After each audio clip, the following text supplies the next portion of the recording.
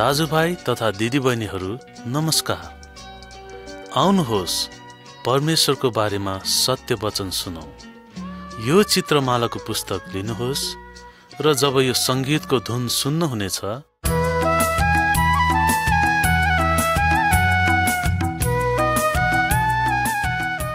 तब पहिलो चित्र पल्टाउनुहोस्। यस चित्रमालामा भएका मानिसहरू र चित्रहरू मानिसको काल्पनिक चित्रहरू मात्रै हुन्। यो चित्रमालाले मानिसको सृष्टिदेखिको कुरा बताउँछ। परमेश्वरको बारेमा सत्य कुरा थाहा पाउन कृपया यो सन्देशमा भएका सबै कुराहरू ध्यान दिएर अन्तसम्म सुन्नुहोस्।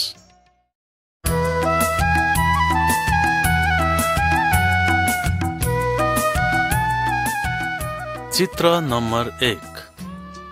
यस चित्रमा हामी देख्दछौँ कि धेरै वर्ष अगाडि यो पृथ्वी थिएन। त्यसबेला जमिन, पानी, पशु तथा रुख बिरुवाहरू केही पनि थिएन। जिउँदो भन्ने केही पनि थिएन। त्यसबेला परमेश्वर मात्र हुनुहुन्थ्यो, जो एकमात्र जीवित परमेश्वर हुनुहुन्छ। युगौँदेखि परमेश्वर एकै ठाउँमा हुनुहुन्छ। परमेश्वरले सबै चिजहरूमाथि शासन गर्नुहुन्छ। उहाँले कुनै खराब कुरा गर्नुहुन्न, कारण उहाँ पवित्र हुनुहुन्छ। उहाँले जहिले पनि सत्य कुरा बोल्नुहुन्छ।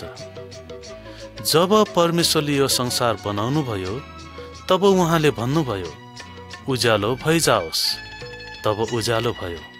फेरि उहाँले भन्नुभयो, पानी र सुक्खा जमिन भइजाओस्, र ती कुराहरू पनि भए।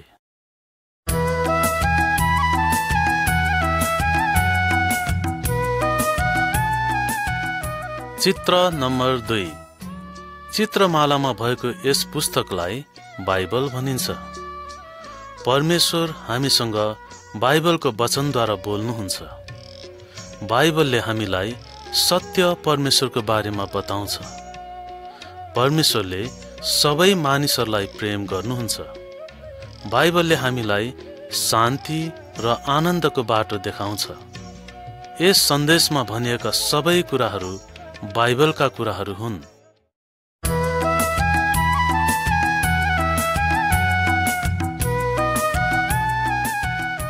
चित्र नम्बर 3। यस चित्रमा हामी देख्दछौँ कि सृष्टिको समयमा जब परमेश्वरले आफ्नो वचन बोल्नुभयो तब घाम, जुन र ताराहरू सृष्टि भए। हामीले खाने फलफुल, तरकारीहरू साथै सबै रुख बिरुवाहरू परमेश्वरले बनाउनु भयो र भन्नुभयो, यी राम्रा छन्। त्यसपछि परमेश्वरले सबैभन्दा पहिलो मानिसलाई बनाउनु भयो, जसको नाम आदम थियो। त्यसपछि परमेश्वरले आदमको निमित्त एउटा स्वास्नी मानिस बनाउनु भयो, जसको नाम आदमले हवा भनी राखे। परमेश्वरले बनाउनु भएका सबै चिजहरूको अधिकार उहाँले आदम र हवालाई दिनुभयो। आदम र हवा परमेश्वरसँग एक आपसमा स्वाभाविक प्रकारले कुराकानी गर्थे र संगति गर्थे। हरेक दिन परमेश्वर तिनीहरू कहाँ आउनुहुन्थ्यो र तिनीहरूलाई भेट्नुहुन्थ्यो र आपसमा कुराकानी गर्नुहुन्थ्यो।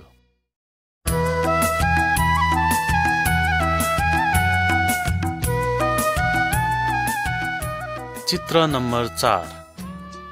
अब हामी यहाँ देख्दछौँ कि परमेश्वरले आदम र हवालाई एउटा सुन्दर बगैँचामा राख्नुभयो। त्यो प्रशस्त फलफुल पाइने असल ठाउँ थियो। परमेश्वरले तिनीहरूलाई भन्नुभयो, बगैँचाको बीचमा भएको रुखको फल बाहेक तिमीहरूले सबै फल खान सक्छौ, तर नखानु भनेको रुखको फल खायो भने तिमीहरू तत्कालै मर्नेछौ। तर ती बाहेक त्यस बगैँचामा एउटा दुष्ट पनि थियो, जसको नाम शैतान थियो। शैतान भूत प्रेत र दुष्ट आत्माहरूका राजा हो। त्यो परमेश्वर साथै मानिसहरूको पनि शत्रु हो।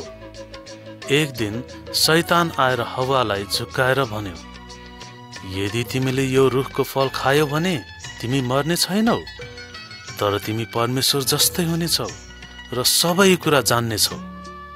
शैतानको कुरा हव्वाले विश्वास गरिन् र तिनले परमेश्वरका आज्ञा विरुद्ध काम गरिन्। हव्वाले त्यस रुखको फल टिपेर खाइन् र आदमलाई पनि दिइन्। परमेश्वरले भन्नुभएको कुरा नमान्दा उनीहरूमा पापको प्रवेश भयो र परमेश्वरले तिनीहरूलाई त्यस बगैँचाबाट निकालिदिनु भयो। त्यस दिनदेखि परमेश्वरसँगको मानिसको सम्बन्ध टुट्यो।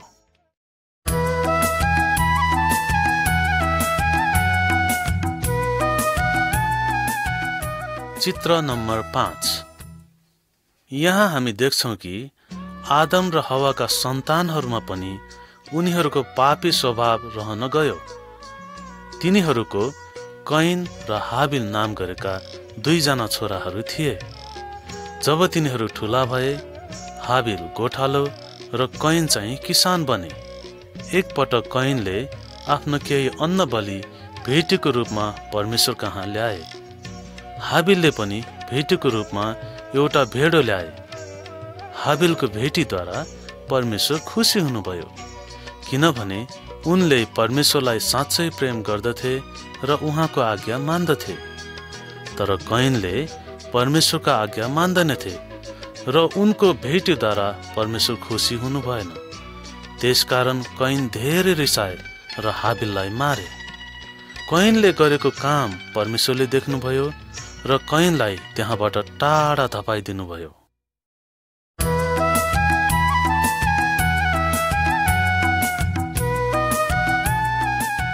चित्र नम्बर 6। यस चित्रमा हामी देख्छौँ कि धेरै वर्षपछि आदमका धेरै सन्तानहरू भए। तिनीहरू सबैले परमेश्वरका आज्ञा पालन गरेनन् र आफ्नै इच्छा अनुसार चले। तिनीहरूले धेरै खराब कामहरू गरे। यसकारण परमेश्वर दुखी हुनुभयो र भन्नुभयो, यी सबै मानिसहरूलाई नाश गर्न म ठुलो पानी बर्साउने छु। तर त्यहाँ एकजना मानिस थिए जसले परमेश्वरका आज्ञाहरू पालन गर्दथे। उनको नाम नुह थियो। आदमदेखि नुहसम्म 9 पुस्ता थिए। परमेश्वरले नुहलाई भन्नुभयो, तिमीले एउटा ठुलो जहाज बनाऊ र बनाइसकेपछि सबै किसिमका प्राणीहरूबाट एक जोडी त्यसभित्र ल्याऊ। नुहले उनलाई परमेश्वरले अराउनु भए झैं गरे। त्यसपछि नुह र तिनकी स्वास्नी आफ्ना 3 जना छोराहरू र बुहारीहरू सँगसँगै ठुलो जहाजभित्र पसे। त्यसपछि परमेश्वरले जहाजको ढोका बन्द गरिदिनु भयो।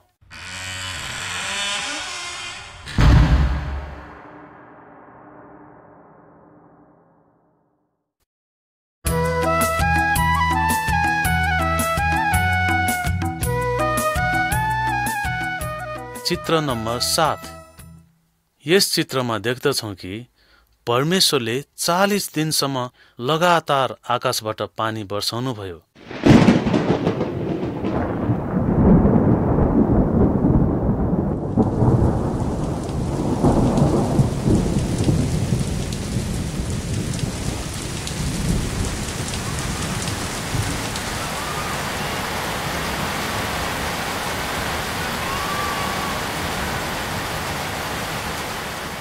अनि जमिन मुनिबाट पनि पानीको मुहान फुटेर आयो र सम्पूर्ण पृथ्वीलाई जलमग्न पारिदियो, यतिसम्म कि अग्ला अग्ला पर्वत श्रृङ्खलाहरू पनि पानीमा डुब्यो।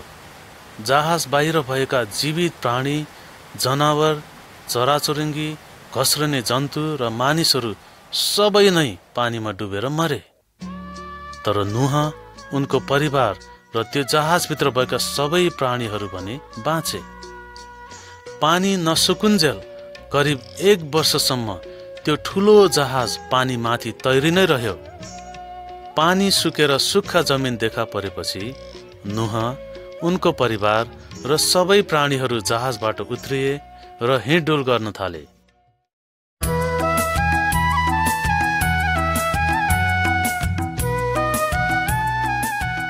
चित्र नम्बर 8। यस चित्रमा हामी अब्राहमले आफ्नी श्रीमती साराबाट आफ्नो छोरा इसहाकलाई आफ्नो काखमा लिन खोजेको देख्छौँ। नुहदेखि अब्राहमसम्म 10 पुस्ता थिए। अब्राहमका पिताले झुटा देवी देवताहरूको पूजा गर्थे, तर अब्राहमले चाहिँ साँचो र जीवित परमेश्वरको पूजा गर्दथे। अब्राहम र सारा बुढेसकालमा पुगिसक्दा पनि उनीहरूको कुनै सन्तान भएको थिएन। एकपटक सपनामा परमेश्वरले अब्राहमसँग बोल्नुभयो, आकाशका ताराहरूलाई हेर, के तिनीहरूलाई तिमी गन्न सक्छौ? तिम्रो सन्तानहरू पनि त्यस्तै आकाशका ताराहरू समान धेरै हुनेछन्। सारा पनि उमेरले वृद्ध भइसकेकी थिइन्। यसो भए पनि परमेश्वरले तिनलाई एउटा छोरो जन्माउन सक्ने बनाउनु भयो।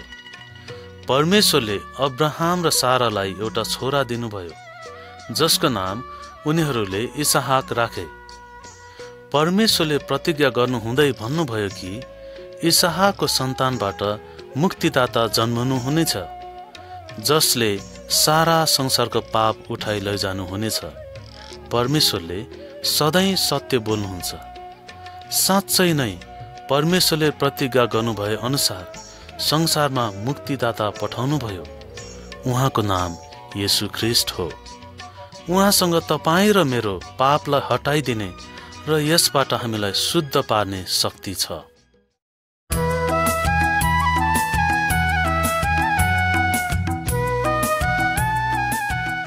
चित्र नम्बर 9।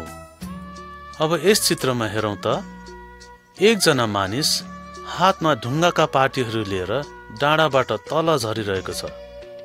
उनको नाम मोसा हो। उनी अब्राहमका वंशका थिए।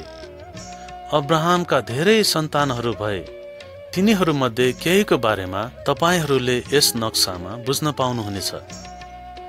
परमेश्वरले मोसालाई आफ्ना आज्ञाहरू दिनुभयो र मोसाले ती आज्ञाहरू मानिसहरूलाई बताए। जब मानिसहरूले परमेश्वरको नियमबारे थाहा पाए, तब तिनीहरूले कस्तो जीवन बिताउनु पर्छ भन्ने कुरा जाने। हामी सबैले परमेश्वरको आज्ञा पालन गरेको परमेश्वर चाहनुहुन्छ।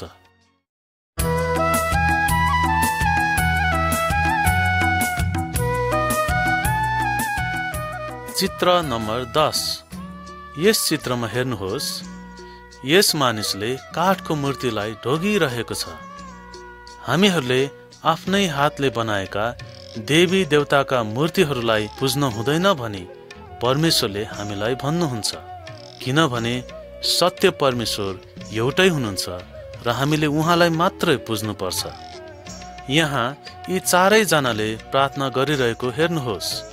परमेश्वर भन्नुहुन्छ, मानिसहरूले 6 दिनसम्म आफ्ना सबै कामहरू गर्नुपर्छ र 7औं दिनमा विश्राम लिनुपर्छ। जसरी अरू दिनहरूमा हामीले परमेश्वरलाई पुज्छौँ, विश्राम लिएको दिनमा चाहिँ अरू दिनहरूभन्दा बढी समय निकालेर वा कामहरूबाट फुर्सद लिएर परमेश्वरको आराधना गर्नुपर्दछ। यस बालकलाई हेर्नुहोस्, उसले आफ्ना आमा बुबालाई केही खानेकुरा ल्याइरहेको छ। परमेश्वर भन्नुहुन्छ, यस्तो काम गर्नु असल हो। छोराछोरीहरूले आफ्ना आमा बाबुलाई प्रेम गर्नुपर्दछ र उनीहरूले भनेको मान्नु पर्दछ। अब यी मानिसहरूलाई हेर्नुहोस् जो आपसमा झगडा गरिरहेका छन्। परमेश्वर भन्नुहुन्छ, तिमीहरू कसैले हत्या गर्नु हुँदैन। चित्रमा भएको यो मानिसलाई हेर्नुहोस् जो अर्काको श्रीमतीसँग अनैतिक काम गरिरहेको छ। यस्तो काम गर्नु पाप हो भनी परमेश्वर भन्नुहुन्छ। हामीहरूले व्यभिचार गर्नु हुँदैन। यो चित्रमा हेर्नुहोस्, यहाँ एक मानिस अर्काको माल सामान चोरेर भागिरहेको छ। हामीहरूले कहिल्यै अर्काको चोरी गर्नु हुँदैन भनेर परमेश्वर भन्नुहुन्छ। अर्काको चिज सम्पत्ति वा कुनै पनि कुराको लालच गर्नु हुँदैन भनी परमेश्वर भन्नुहुन्छ। हामीहरूले यी चित्रहरूमा देखाएका जस्ता कुराहरू गर्नु हुँदैन भनी परमेश्वर भन्नुहुन्छ। यी सबै कुराहरू उहाँले पवित्र बाइबल धर्मशास्त्रमा भन्नुभएको छ। हामीले गर्ने सबै कुरा परमेश्वरलाई थाहा हुन्छ, तर हामीहरू यस्ता कुराहरू लुकाउन खोज्छौँ। तर परमेश्वरले त हाम्रो मनमा भएका एक एक विचारहरूलाई जान्नुहुन्छ।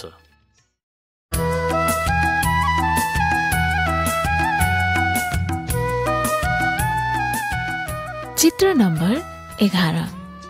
यस चित्रमा हेरौँ, अब्राहम र मूसाको समयमा यदि कुनै मानिसले पाप गर्यो भने पापबाट छुटकारा पाउनको लागि त्यस व्यक्तिले कुनै पशुको बलिदान गर्नुपर्दथ्यो।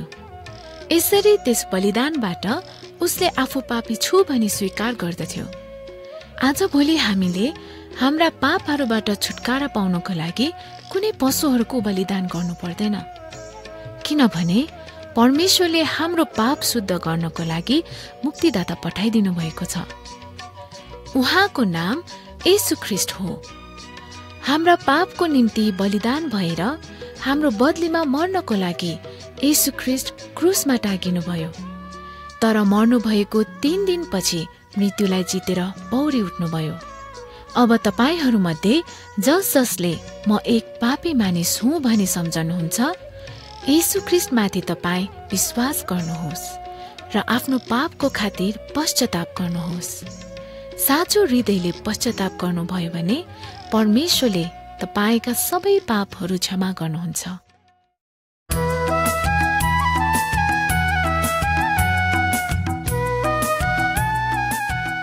चित्र नम्बर 12। अब येशू ख्रीष्ट यस संसारमा कसरी आउनुभयो भन्ने बारे सुनौ है त। त्यस समयमा एउटी मरियम नाम गरेकी कन्या केटी थिइन्।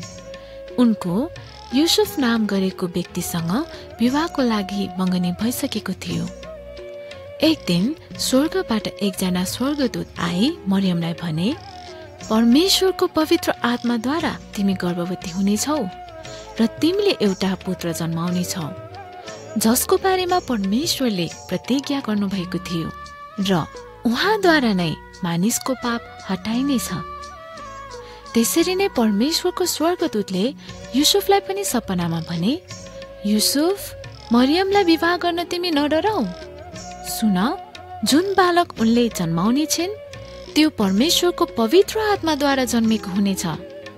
त्यसपछि युसुफले मरियमलाई विवाह गरे, तर बालक नजन्मेसम्म ती दुवै सँगै सुतेनन्। अब हामी आशा गर्दछौँ तपाईहरूले बुझ्नुभयो कि कसरी परमेश्वरले यीशुलाई यस संसारमा पठाउनु भयो।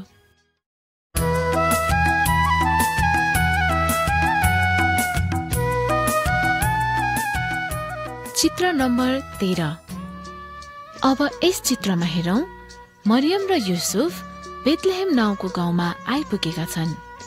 मरियमले बालक येशूलाई गोठमा जन्माइन्। त्यस ठाउँको वरिपरि गोठालाहरू आफ्नो बगालको रेखदेख गरिरहेका थिए। अचानक एउटा स्वर्गदूतले गोठालाहरू कहाँ आएर भने, नडराओ, किनभने मैले तिमीहरूका लागि एउटा खुसीको खबर ल्याएको छु र यस खबरले मानिसहरूलाई आनन्दित बनाउनेछ। आज राति परमेश्वरको पुत्रको जन्म भएको छ। उहाँले नै समस्त पापी मानिसहरूलाई बचाउनुहुन्छ। उहाँ नै ख्रीष्ट र प्रभु हुनुहुन्छ। स्वर्गदूतले यति भनेपछि अरू धेरै स्वर्गदूतहरू पनि आएर त्यसै भने। तिनीहरू सबै मिलेर परमेश्वरको आराधना गर्दै भजन गाए र परमेश्वरको प्रशंसा गरे। त्यसपछि ती गोठालाहरू यीशुको दर्शन गर्न गए।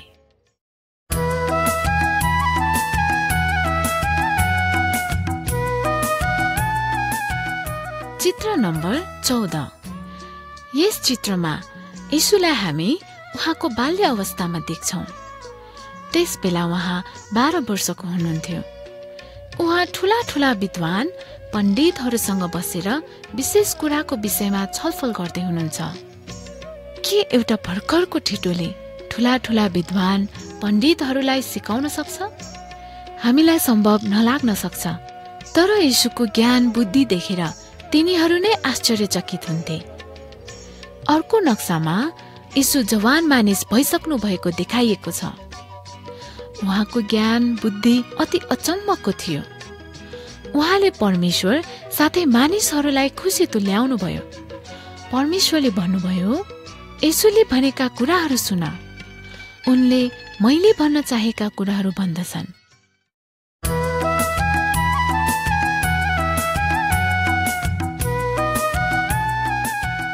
चित्र नम्बर 15। यस चित्रले देखाउँछ कि यीशु शक्तिशाली हुनुहुन्छ। शैतान अथवा कुनै दुष्ट आत्माहरूको शक्ति भन्दा येशूको शक्ति महान छ। जादु वा तन्त्र मन्त्र भन्दा येशूको शक्ति धेरै महान छ। उहाँले चाहनुभयो भने जुनसुकै रोगलाई पनि निको पार्न सक्नुहुन्छ। यहाँ पहिलो चित्रमा हेरौँ त, येशूले एउटा अन्धोलाई निको पारिरहनु भएको छ। चित्रमा भएको यो मानिस जन्मैदेखि अन्धो थियो। बीचको चित्रमा हेर्नुहोस् त, यी सानी केटी मरेकी थिइन्, तर येशूले तिनलाई जीवित पार्नुभयो। उहाँले अरू पनि धेरै मरेका मानिसहरूलाई जीवित तुल्याउनु भयो। येशू साँच्चीकै परमेश्वर हुनुहुन्छ। यहाँ अर्को चित्रमा तपाईले येशूलाई पानीमाथि हिँडिरहनु भएको देख्नुहुन्छ।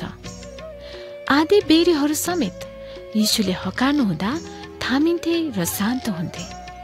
संसारको सबै चिजहरूमाथि येशूको अधिकार छ।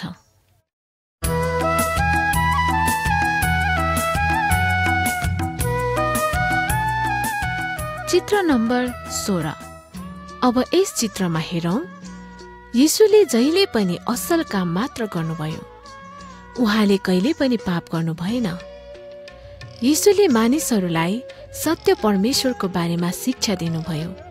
साथै संसारका सबै मानिसहरू पापी छन् र पापबाट छुटकारा पाउन अनिवार्य छ भनी बताउनुभयो। धेरै मानिसहरूले आफ्ना पापहरू स्वीकार गरे र पश्चाताप गरे, तर कतिले आफू पापी छु भनी मानिलिएनन् र परमेश्वरमा फर्केनन्। ती मध्ये धेरै जसो धार्मिक विद्वान र गुरुहरू थिए। ती धार्मिक विद्वान र गुरुहरूले येशूलाई घृणा गरे र तिनीहरूले उहाँलाई अदालतमा ल्याए। सिपाहीहरूले येशूलाई पिटे।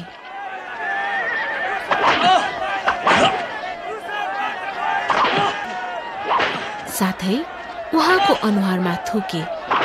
उहाँको शिरमा काँडाको मुकुट लगाइदिए र तिनीहरूले उहाँको धेरै गिल्ला गरे। तिनीहरूले आफूलाई यसो गरे तापनि येशूले तिनीहरूको विरोध गर्नु भएन र आफूलाई छुटाउन पनि चाहनु भएन। येशूले ती दुष्ट मानिसहरूलाई आफूमाथि खराब व्यवहार गर्न किन दिनुभयो त? कारण यही हो कि येशू मानिसहरूको पापको निम्ति बलिदान हुनको लागि नै यस संसारमा आउनु भएको हो।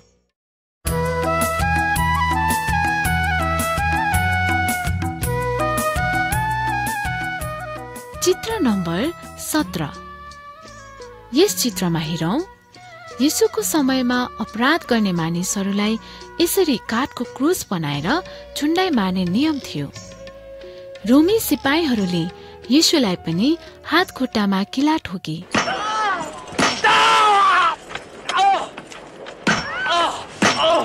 र ठाडो पारेर क्रुसमा झुन्डाइदिए।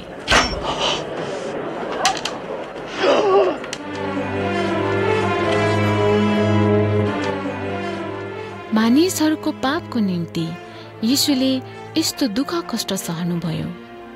परमेश्वर पिताले भन्नुभयो, येशू ख्रीष्टको क्रुसको मृत्यु समस्त मानिसहरूको पापको निम्ति बलिदान हो। यसै कारण यदि हामीले हृदयबाट नै आफ्नो पापको पश्चाताप गर्यौं भने र येशूमा विश्वास गरी ती पाप कार्यबाट फर्क्यौं भने उहाँले हाम्रा पाप क्षमा गर्नुहुन्छ। के तपाईँ आफू पापी छु भनी स्वीकार गर्नुहुन्छ? के तपाईँ आफूले गरेका पापहरू क्षमा भएको चाहनुहुन्छ? परमेश्वरले आफ्नो वचनमा भन्नुभएका कुराहरूमा विश्वास गर्नुहोस्।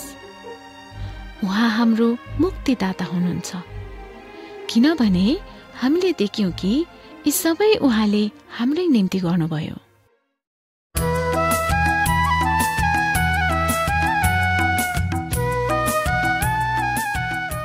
चित्र नम्बर 18। यस चित्रले बताउँछ कि येशू काठको क्रुसमा मर्नु भएको हो। उहाँका केही चेलाहरूले उहाँको लासलाई ढुङ्गाको चिहानमा राखे र चिहानको मुखलाई ठूलो ढुङ्गाले छोपिदिए। येशूको मृत शरीर 3 दिनसम्म चिहानमा रह्यो। मरियम र केही आइमाईहरू उहाँको मृत शरीरलाई हेर्न चिहानमा आए, तर तिनीहरूले चिहान खुल्लै देखे र येशूको शरीर त्यहाँ थिएन। अचानक ती स्त्रीहरूले त्यहाँ 2 जना स्वर्गदूतहरू देखे र तिनीहरूले स्त्रीहरूलाई भने, यीशु यहाँ चिहानमा हुनुहुन्न, उहाँ त फेरि जिउँदो भइसक्नु भएको छ। तपाईहरूले हाम्रा पुर्खा आदमका कुरालाई फेरि सम्झनुहोस्।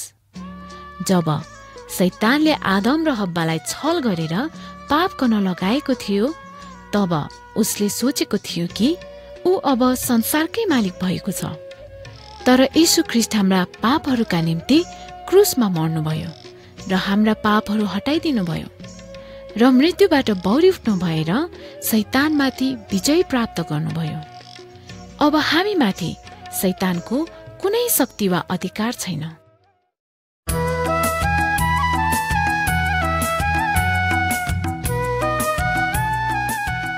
चित्र नम्बर 19। यस चित्रमा तपाईहरू देख्नुहुन्छ कि यीशु जिउँदो हुनुभएको छ। जब यीशु जिउँदो हुनुभयो, धेरै मानिसहरू र उहाँका आफ्नै चेलाहरूले पनि उहाँलाई देखे। एकजना यीशुका चेला थोमाले भने, म यीशु बौरी उठ्नु भएको छ भनी विश्वास गर्दिन। यदि मैले उहाँका हात खुट्टामा भएका किलाका चोटहरूमा आफ्ना औँला राखेर हेर्न पाए भने मात्र उहाँ साँच्चै नै जीवित भई उठ्नु भएको रहेछ भनी विश्वास गर्नेछु। पछि थोमाले यीशुलाई देखे। उनले यीशुका हात घोडामा भएका चोटहरू देखे र उनले भने, तपाईँ मेरो प्रभु यीशु हुनुहुन्छ। यीशुले उनलाई जवाफ दिनुभयो, तिमीले त मलाई देखेर विश्वास गर्यौ, तर धन्य हुन् तिनीहरू जसले मलाई नदेखे पनि विश्वास गर्दछन्।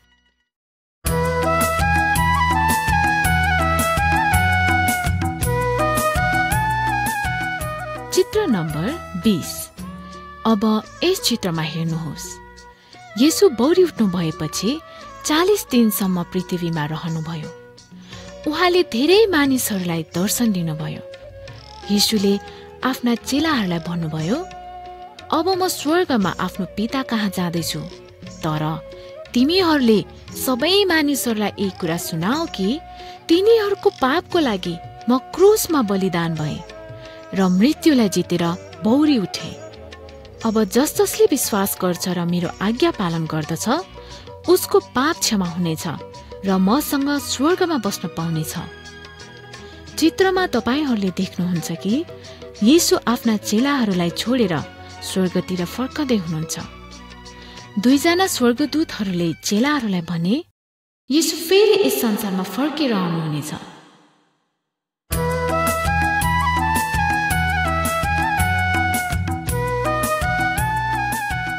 चित्र नम्बर 21। यस चित्रमा हेर्नुहोस्, जब तपाईले क्रुसलाई देख्नुहुन्छ तब येशूले तपाईको निम्ति के गरिदिनुभयो ती कुराहरू विचार गर्नुहोस्। हामी सबै पापी छौं, येशू मात्र सिद्ध र पूर्ण रूपले धर्मी हुनुहुन्छ। येशूको मृत्युको अर्थ यही नै हो, हामी मर्नुपर्ने ठाउँमा उहाँ मर्नुभयो। येशूले हाम्रो पापको निम्ति दण्ड सहनुभयो र मर्नुभयो। अब जब परमेश्वरले हामीतर्फ हेर्नुहुन्छ, उहाँले येशूले हाम्रो लागि बगाउनु भएको रगतबारे सोच्नुहुन्छ। यदि हामी येशूमा विश्वास गर्छौं भने यो हामी पापीबाट धर्मी भए जस्तै हो। तपाईँ यस सम्बन्धमा के सोच्दै हुनुहुन्छ? येशूको क्रुसको मृत्यु सानो कुरा होइन। यदि तपाईँ उहाँलाई तिरस्कार गरेर टाढा जानुहुन्छ भने कुनै दिन उहाँले पनि आफ्ना मुख तपाईबाट फर्काउनु हुनेछ। त्यसैले आज नै येशूमा विश्वास गर्नुहोस्।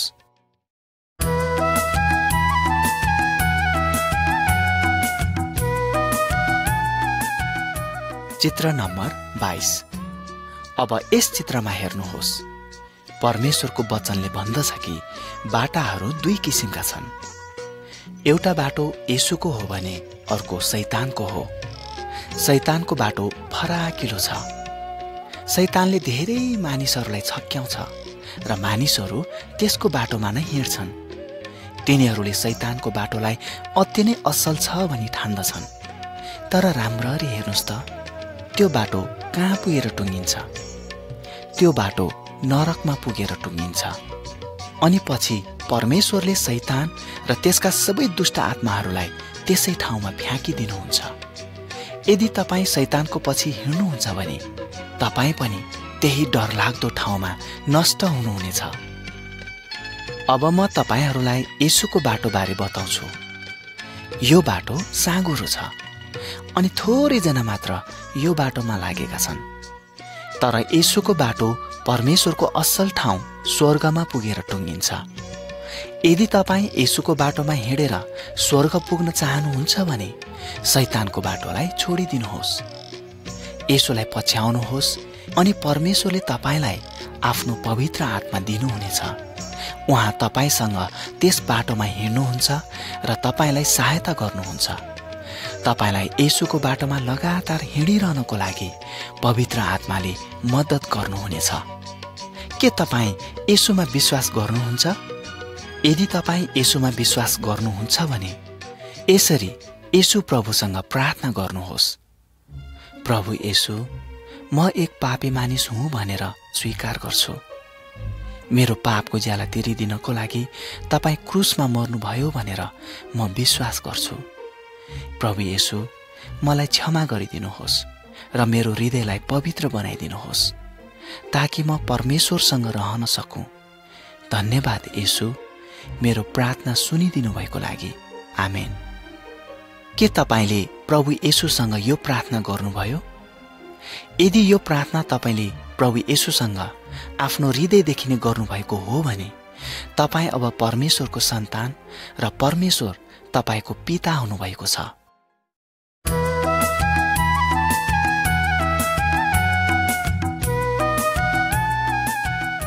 चित्र नम्बर 23। यस चित्रमा हेर्नुहोस्। हामीहरूले येशूको नाम धेरै पटक सुनिसकेका छौँ, तर यस संसारमा येशू कहिले हुनुहुन्थ्यो? हाम्रा पुर्खाहरूको बारेमा सोचौँ जो येशूका पालाका थिए। ती पुर्खाहरू र हामीहरूको बीचमा लगभग 80 पुस्ता जति बितिसक्यो। त्यसैले यो कुरा धेरै वर्ष अघिको हो। यस बीचका समयमा धेरै मानिसहरूले येशूलाई विश्वास गरे। विभिन्न देशका विभिन्न जनजाति भाषाभाषीका मानिसहरूले येशूलाई विश्वास गरे। यसरी प्रत्येक मानिस येशूलाई विश्वास गरेर परमेश्वरका सन्तान हुन सक्छन्। तपाईहरू पनि येशूमा विश्वास गर्नुहुन्छ भने परमेश्वरका सन्तान हुनुहुनेछ र स्वर्गमा बस्न पाउनुहुनेछ।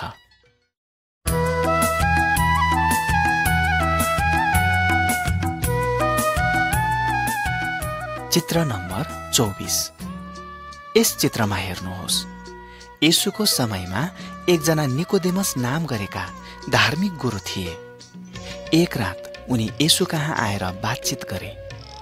येशू प्रभुले सिकाउनु भएका कुराहरू निकोदेमसले बुझ्न चाहन्थे, तर निकोदेमस परमेश्वरको परिवारको सदस्य होइनन् भन्ने कुरा येशू प्रभुलाई थाहा थियो। त्यसकारण येशू प्रभुले उनलाई भन्नुभयो, यदि कुनै मानिस नयाँ गरी जन्मेन भने ऊ परमेश्वरको परिवारमा प्रवेश गर्न सक्दैन र स्वर्ग जान सक्दैन। निकोदेमसले यसबारे केही विचार गरे र अचम्म मान्दै भने, कुनै मानिस एकपल्ट जन्मिसकेपछि फेरि ऊ कसरी जन्मन सक्छ र? के उसको आमाले उसलाई फेरि आफ्नो गर्भमा राख्न सक्छिन् र? येशूले निकोदेमसलाई भन्नुभयो, केवल परमेश्वरको आत्माले मात्र मानिसलाई नयाँ जीवन दिन सक्नुहुन्छ। यस्तो मानिस मात्र परमेश्वरको परिवारमा गनिन्छ र स्वर्ग जान योग्यको हुन्छ। मानिसले आफूले आफैलाई परिवर्तन गर्न सक्दैन, किनभने मानिस सबै पापी छ।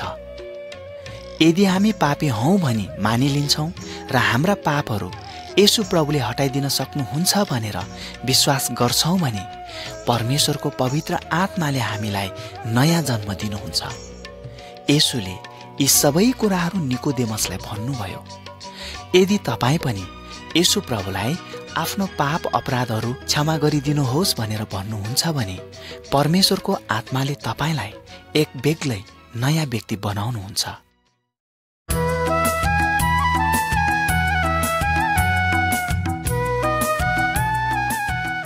चित्र नम्बर 25। अब तपाईहरू यस चित्रमा हेर्नुहोस्।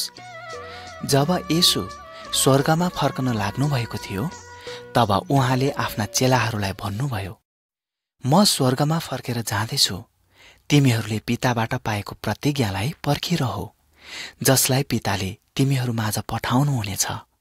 उहाँ परमेश्वरको पवित्र आत्मा हुनुहुन्छ। पवित्र आत्मा तिमीहरूका बीचमा वास गर्न आउनुहुनेछ।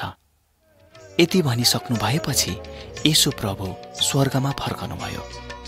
त्यसपछि उहाँका सबै चेलाहरू एउटा घरमा प्रार्थना गर्नलाई भेला भए। केही दिनपछि उनीहरूले आफूले प्रार्थना गरिरहेको कोठाभित्र ठुलो आँधीबेहरी चलेको जस्तो आवाज सुने। तर त्यो आँधीबेहरी थिएन, त्यो त परमेश्वरको आत्मा आइरहनु भएको थियो। येशूले प्रतिज्ञा गर्नुभएको परमेश्वरको पवित्र आत्मा आउनु भएको थियो। यदि तपाईँले येशूलाई पछ्याउनु भयो भने परमेश्वरको पवित्र आत्मा तपाईँमा आउनुहुन्छ र तपाईँमा वास गर्नुहुन्छ। परमेश्वरको वचन बुझ्न र उहाँका आज्ञाहरू पालन गर्न तपाईँलाई उहाँले मद्दत गर्नुहुन्छ। परमेश्वरको आत्माले तपाईँलाई बलियो र साहसी बनाउनुहुन्छ। तपाईँ शैतानमाथि विजयी हुन सक्नुहुन्छ। पवित्र आत्माले तपाईँलाई एक ईश्वरीय जीवन बिताउन मद्दत गर्नुहुन्छ।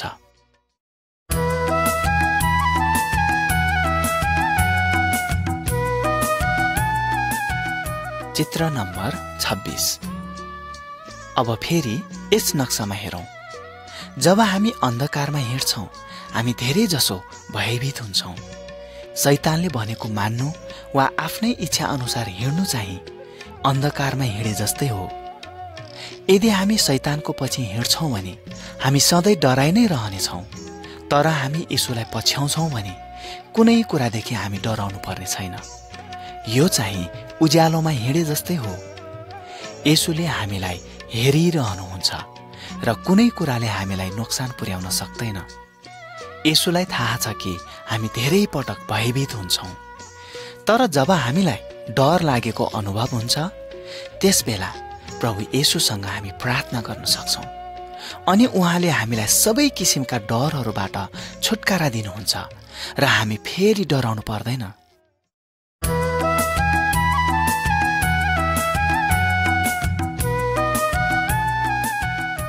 चित्र नम्बर 27। येशूमा विश्वास गर्ने हरेक व्यक्ति पवित्र बाइबलमा लेखिएका परमेश्वरको वचन अनुसार जिउनु पर्छ। पवित्र बाइबलमा लेखिएका सबै कुराहरू परमेश्वरको वचन हो। पवित्र बाइबलले भन्दछ, येशूमा विश्वास गर्नेले व्यभिचार गर्नु हुँदैन, कसैसँग दुश्मनी राख्नु हुँदैन, चोरी गर्नु हुँदैन अनि मूर्तिको पूजा र मरेको मानिसहरूका आत्माहरू पनि पुज्नु हुँदैन। येशूमा विश्वास गर्ने व्यक्तिहरूलाई नै ख्रिस्टियन भनिन्छ।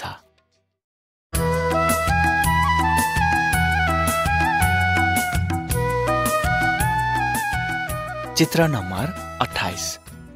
ख्रिस्टियन पुरुषहरू र स्त्रीहरूलाई पवित्र बाइबलले भन्दछ, हामीले येशूको आज्ञा पालन गरे झैं तिमी स्त्रीहरूले तिम्रा पतिहरूको आज्ञा पालन गर। जसरी येशूले हामीहरूलाई प्रेम गर्नुहुन्छ, त्यसरी नै तिमी पतिहरूले पनि आफ्ना पत्नीहरूलाई प्रेम गर। येशूले हामीलाई यति धेरै प्रेम गर्नुभयो कि हामीलाई बचाउन उहाँ मर्नुभयो। पवित्र बाइबलले भन्दछ, छोराछोरी हो आफ्ना आमा बुवाको आज्ञा पालन गर र आमा बुवा हो आफ्ना छोराछोरीहरूको हेरचाह गर र तिनीहरूलाई येशूको बारेमा बताओ। हामीले कसरी जिउनु पर्छ भनी परमेश्वरले हामीलाई भनिसक्नु भएको छ। त्यसकारण हामीहरूले असल जीवन जिएको परमेश्वर चाहनुहुन्छ।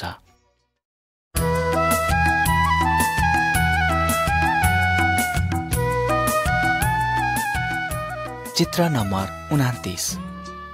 परमेश्वर भन्नुहुन्छ, सबै मानिसहरूको भलाइ गर।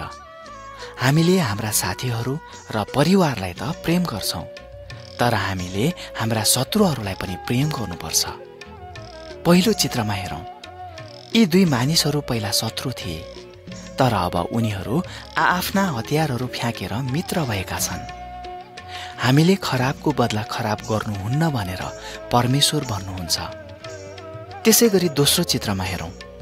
यी दुवै फरक फरक जातिका मानिसहरू हुन्।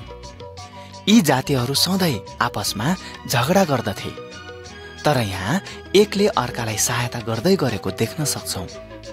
ख्रिस्टियनहरूले अरूहरूलाई सहायता गर्नै पर्छ। उनीहरूले बदला लिने काम गर्नु हुँदैन।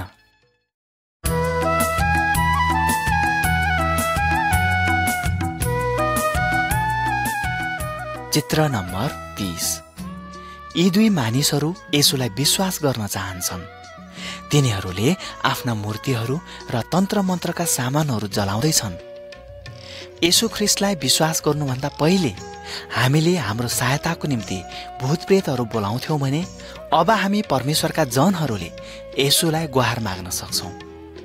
येशूको शक्ति हाम्रो वरिपरि छ, त्यसैले कुनै खराबीले हामीलाई हानि पुर्याउन सक्दैन, किनभने येशूको शक्ति बोक्सी, तन्त्र मन्त्र, भूतप्रेत र शैतानको शक्तिभन्दा महान र शक्तिशाली छ।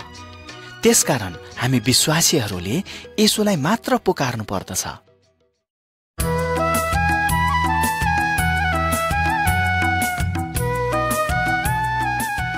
चित्र नम्बर 31।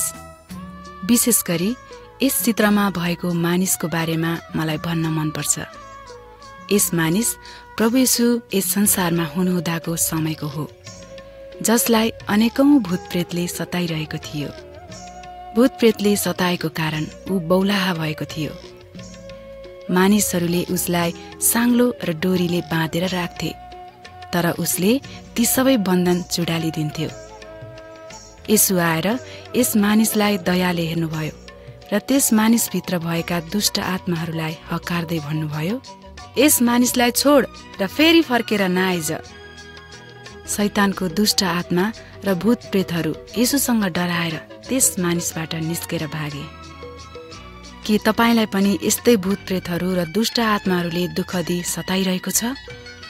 येशूलाई पुकार्नुहोस् अनि उहाँले तपाईलाई ती सबै दुष्ट कुराहरूबाट छुटकारा दिनुहुनेछ।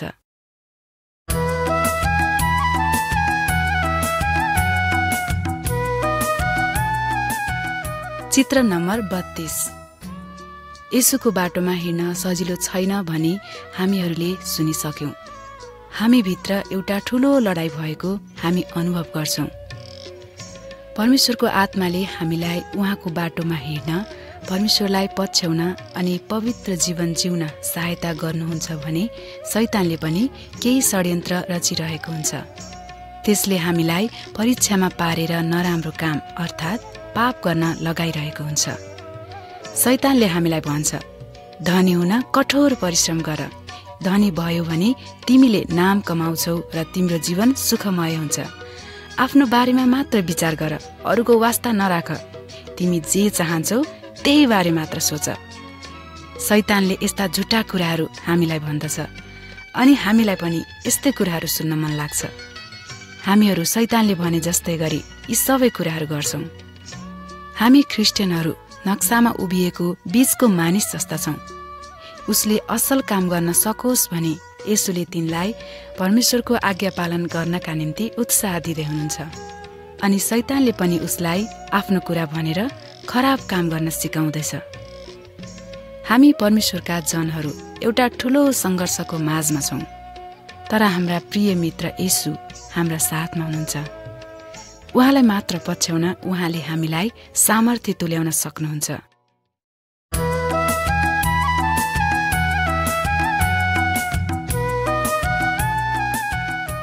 चित्र नम्बर 33।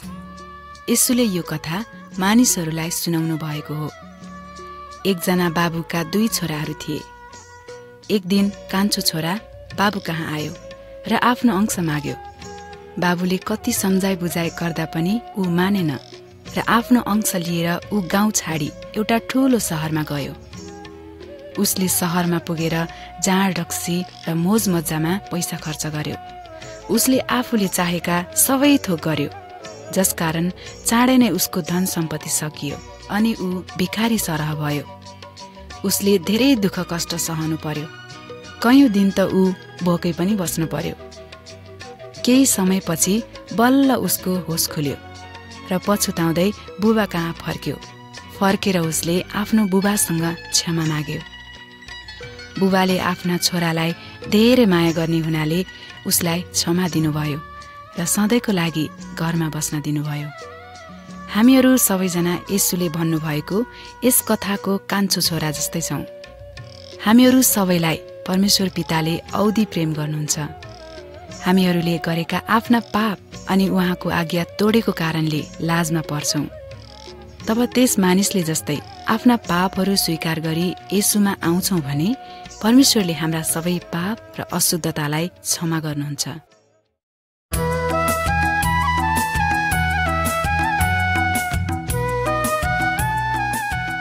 चित्र नम्बर 34। यस नक्सामा हेर्नुहोस्। तपाईँ बिरामी पर्दा के गर्नुहुन्छ? येशूमा विश्वास गर्नेहरूले परमेश्वरलाई प्रार्थना गर्न सक्छन्। येशूको शक्तिले तपाईका रोग बिमारहरूलाई निको पार्न सक्छ। तपाईले अस्पतालबाट औषधिहरू प्राप्त गर्न सक्नुहुन्छ। येशूले औषधिमा आशिष दिनुहुन्छ र औषधि खाँदा तपाईँ निको हुनुहुनेछ। धामी झाँक्री जसले भूत प्रेत खेलाएर दुष्ट आत्माहरूको शक्तिद्वारा रोग बिमारलाई निको पार्न खोज्छ। तिनीहरूलाई येशूमा विश्वास गर्ने परमेश्वरका जनहरूले फुकफाक गर्न, चिन्ता बस्न, जोखाना हेर्न र रोग निको पार्न बोलाउनु हुँदैन। साथै तिनीहरू कहाँ जानु पनि हुँदैन।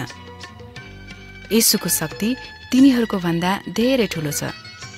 बाइबलले भन्छ कि हाम्रो शरीर परमेश्वरले बास गर्नुहुने मन्दिर हो। त्यसकारण हामीले यसको राम्रो हेरविचार गर्नुपर्छ। परमेश्वर हाम्रा पिता हुनुहुन्छ जसले हामी सबैलाई प्रेम गर्नुहुन्छ। कहिलेकाहीँ उहाँले हाम्रो विश्वासको जाँच गर्न हाम्रो जीवनमा यस्ता दुःख कष्टको समय पनि आउन दिनुहुन्छ। परमेश्वरले हामीलाई जे दिनुहुन्छ ती सबै कुराको लागि हामीले उहाँलाई धन्यवाद दिनुपर्छ।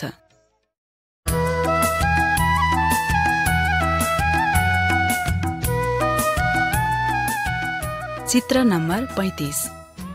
यस चित्रमा हेर्नुहोस् र हामी सबै एक दिन मर्नु नै पर्छ भन्ने कुरालाई विचार गर्नुहोस्।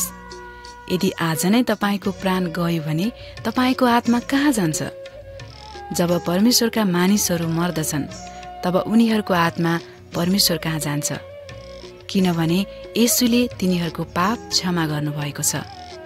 अरू मानिसहरूको आत्मा परमेश्वर कहाँ जान सक्दैन, किनभने उनीहरूको पाप येशूमा क्षमा भएको हुँदैन। यदि तपाईले येशूमा विश्वास गरी आफ्ना पापको क्षमा माग्नु भएको छैन भने तपाईको आत्मा गन्धकको आगो भएको ठाउँ नरकमा जान्छ। यदि तपाईँ प्रभु येशू ख्रीष्टलाई विश्वास गरेको व्यक्ति हुनुहुन्छ भने तपाईँ मर्नु भएपछि तपाईको आत्मा स्वर्गमा जान्छ, जहाँ सबै असल कुराहरू मात्रै छन्। त्यहाँ दुःख, कष्ट वा पीडा हुँदैन। त्यहाँ लडाई झगडा जस्ता कुराहरू पनि हुँदैन। स्वर्गमा केवल रमाहाट र खुसीका कुराहरू मात्र छन्।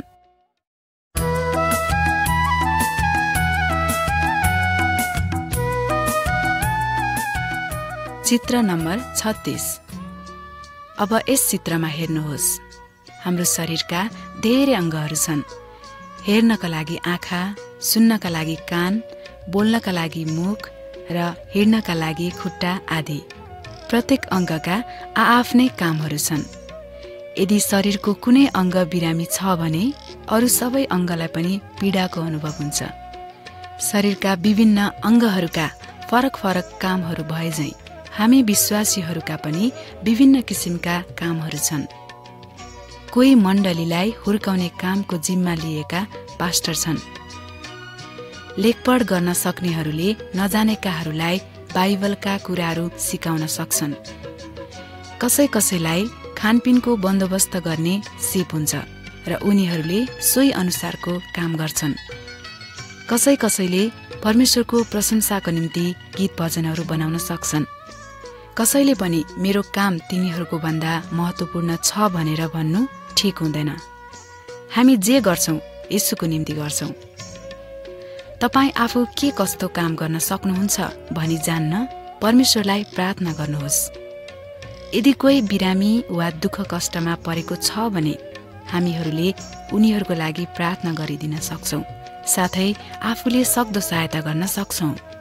यो पनि येशूको निम्ति गरिएको सेवा नै हो।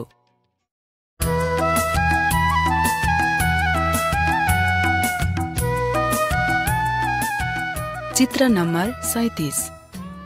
परमेश्वरले आफ्नो वचनमा भन्नुभएको छ, तिमीहरूले 6 दिनसम्म काम गर्नु, तर 7औं दिनमा चाहिँ आफ्ना सबै कामहरूबाट विश्राम लिनु।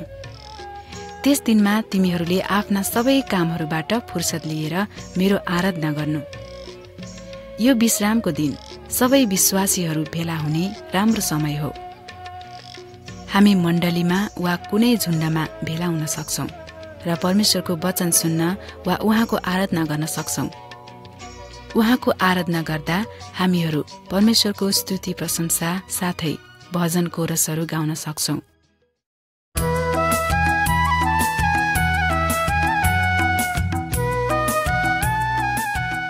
चित्र नम्बर 38।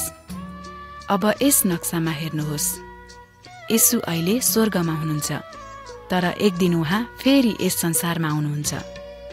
उहाँ परमेश्वरमा विश्वास गर्ने उहाँका छोराछोरीहरूलाई लिन आउनुहुन्छ। तिनीहरू सबै येशू प्रभुसँग सधैँको निम्ति स्वर्गमा बस्नका लागि जानेछन्। येशूलाई विश्वास नगर्ने नयाँ जन्म नपाएका मानिसहरूलाई उहाँले लैजान सक्नुहुने छैन। ती सबै अविश्वासी मानिसहरू नरक कुण्डमा जानुपर्नेछ। येशू कहिले कुन बेला आउनुहुन्छ भन्ने ज्ञान हामी कसैलाई पनि छैन। यसै कारण हामीहरू सबैजना उहाँको आगमनको प्रतीक्षा गर्दै तयारीका साथ उहाँको बाटो हेर्नुपर्छ। के तपाईँ पनि येशूको आगमनको लागि तयार हुनुहुन्छ?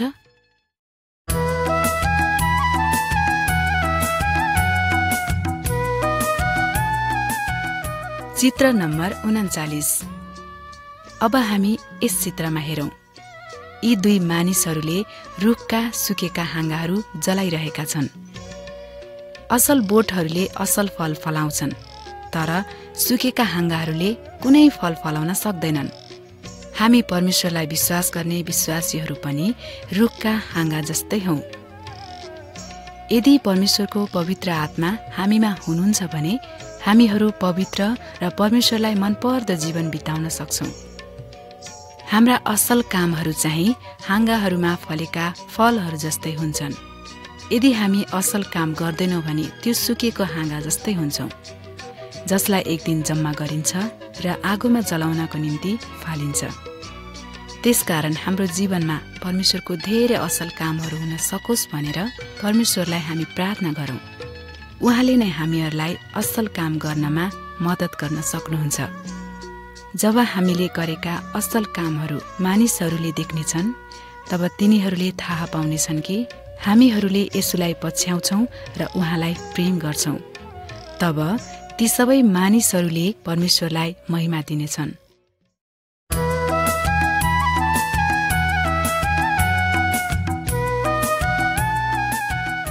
चित्र नम्बर 40। यो यस चित्रमालाको अन्तिम चित्र हो। जब येशू यस संसारमा हुनुहुन्थ्यो, तब उहाँले आफ्ना चेलाहरूलाई यी आज्ञाहरू दिनुभयो।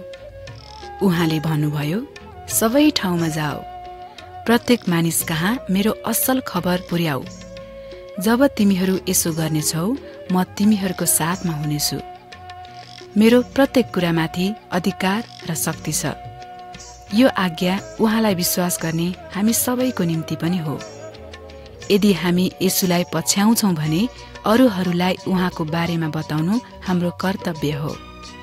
हामीले सबैलाई प्रभु येशूले हाम्रो निम्ति गरिदिनु भएको ठूलो कामको बारेमा भन्नुपर्छ।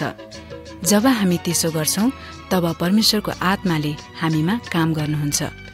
उहाँले हामीलाई बलियो र साहसी बनाउनुहुन्छ र हाम्रो जीवनलाई खुशी र आनन्दले भरिदिनुहुन्छ।